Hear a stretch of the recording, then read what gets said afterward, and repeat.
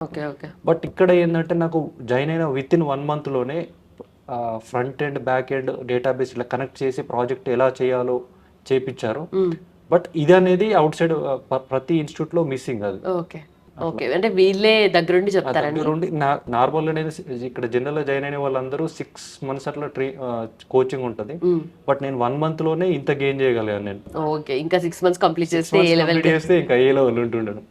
Right. Right. So, మీరు already ఒక ఇన్‌స్టిట్యూట్‌కి వెళ్ళొచ్చారు కాబట్టి డెఫినెట్‌లీ అనిపిస్తది. ఇక్కడికొచ్చిన తర్వాత గూడా ఇది గూడా జెన్యూనా కాదా? ఇక్కడ గూడా నేర్పిస్తారా లేదా ఫస్ట్ అని చెప్పేసి. అనిపించింది నాకు. అవునా? అప్పుడు ఎలా? అంటే నేను ఫస్ట్ ఇక్కడ జావా ఫుల్ స్టాక్ ఇంటర్న్‌షిప్ గురించి నేను నార్మల్ వాట్సాప్ గ్రూప్ ఆర్ లింక్డ్ఇన్‌లో చూసాను నేను. చూసిన తర్వాత అది 1 మంత్ ఇంటర్న్‌షిప్పే కదా! ఏం చెప్తారులే. హ్మ్. బయట ఇన్‌స్టిట్యూట్ లాగానే ఏదో జనరల్‌గా అట్లా ఉంటది కావచ్చు. వీళ్ళేదో మార్కెటింగ్ చేసుకుంటారు కావచ్చు అని చెప్పేసి అనిపించింది నాకు.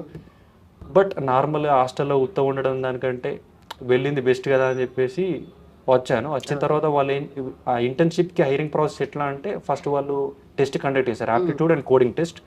కండక్ట్ చేసిన తర్వాత వాళ్ళు మళ్ళీ ఇంటర్వ్యూ కండక్ట్ చేసి ఔట్ ఆఫ్ 800 మెంబర్స్ 50 మెంబర్స్ మాత్రమే షార్ట్ లిస్ట్ చేశారు.